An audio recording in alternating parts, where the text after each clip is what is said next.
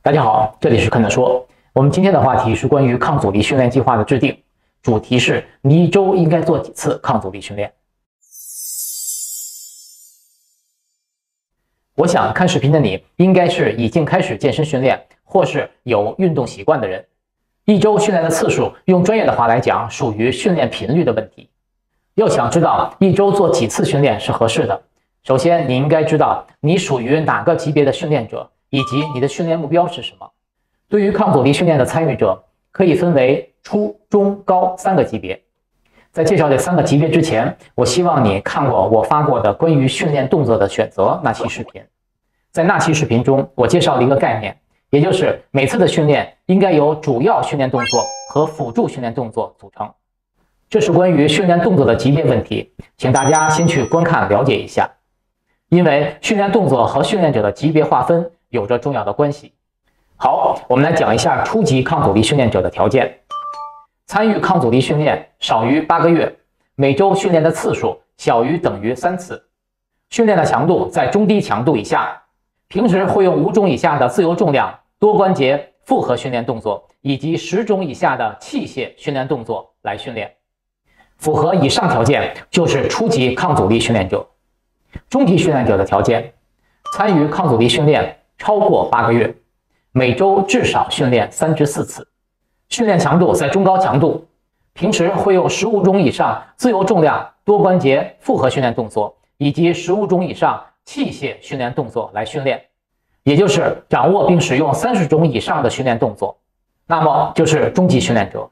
高级训练者的条件，参与抗阻力训练超过1年以上，每周训练4次以上，在训练动作方面和中级训练者一样，掌握并使用30种以上的训练动作。最重要的来了，掌握并使用5种以上爆发力训练动作，那么就是高级训练者。我要特别解释一下爆发力训练动作。爆发力训练动作包括高翻、高抓、上举、抓举等等。爆发力训练动作主要是为了提高肌肉快速发力以及协调使用的能力。爆发力训练对于大多数追求体型的健身者而言是没有用处的。在今天的生活中，我们几乎用不到这些能力，所以为了用不到的能力花时间去训练，还不如把有限的时间和精力花在对个人有用的训练上。做了没用的训练，就会挤掉有用训练的时间。如果有用的训练和没用的训练你都做，你的身体又恢复不过来，还是没有好的训练效果。所以都练就等于都练不好，一定会顾此失彼的。这就是我常提到的专项性原则。爆发力训练是给有专项运动需求的人使用的。将来我的频道里也会讲到特殊运动项目的训练，那时将会特别介绍。讲完了训练者的级别，我想大家也知道了自己目前的级别所在。大多数在健身房里训练了一段时间的人，基本上都属于中级训练者，而且可能一辈子都是中级。虽然是中级，但是我觉得一点不寒碜，因为高级训练者的那些训练动作，你可能一辈子都用不到，所以你不会也没有练，这正说明你至少在这方面蒙对了。你看奥林匹亚先生、奥林匹亚小姐，人家也是中级训练者，寒碜吗？你没见过哪个人练高翻吧？倒是有很多练不明白的人，因为知识有限，一顿乱练。回到我们的主题，每周的训练频率。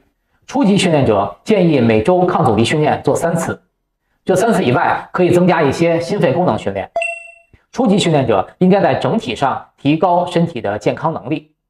中级训练者建议每周抗阻力训练至少做4次及以上，也就是最低做4次，最多可以一周做12次。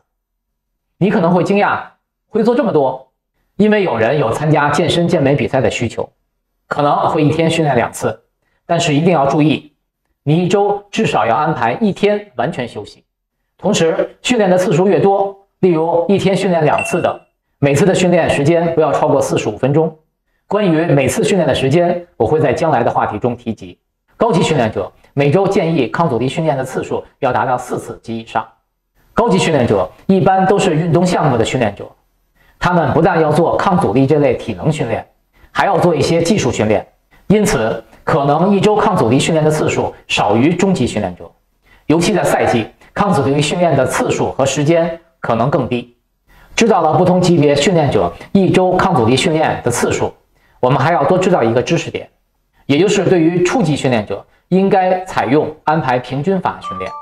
平均法指的是一次训练安排多个肌肉群，例如胸、肩、背、腿、臂、腹，每个肌肉群都做1至2个动作，4组，也就是一次将所有的肌肉群都训练一遍。因为初级训练者的恢复能力有限，所以不能给一块肌肉安排太多的训练内容。对于中高级别的训练者，应该采用分割法，也就是一次训练安排1至2个肌肉群。如果中高级别的训练者采用平均法，将很多肌肉群安排在一次训练，那么每个肌肉得到的训练都不充分，训练效果一定会降低。训练是破坏肌肉的过程，你的肌肉生长一定不是在训练时出现的。因此，安排好训练频率，就是针对不同级别训练者他的恢复能力不同而制定的。有句打鸡血的话怎么说？你应该相信自己，但是请你冷静。因为对于一个你不精通的领域，多去学习，多去实践，才是你获得进步的基础。盲目自信只能带来伤害。请别说我每次把所有肌肉都训练一遍也不累，也别说我1周都不需要休息日，这么练我的肌肉也在生长等等，这些都是无知者无畏的愚蠢表现。好，我们来总结一下今天的话题。今天我们讲了训练频率的问题，也就是1周应该训练的次数。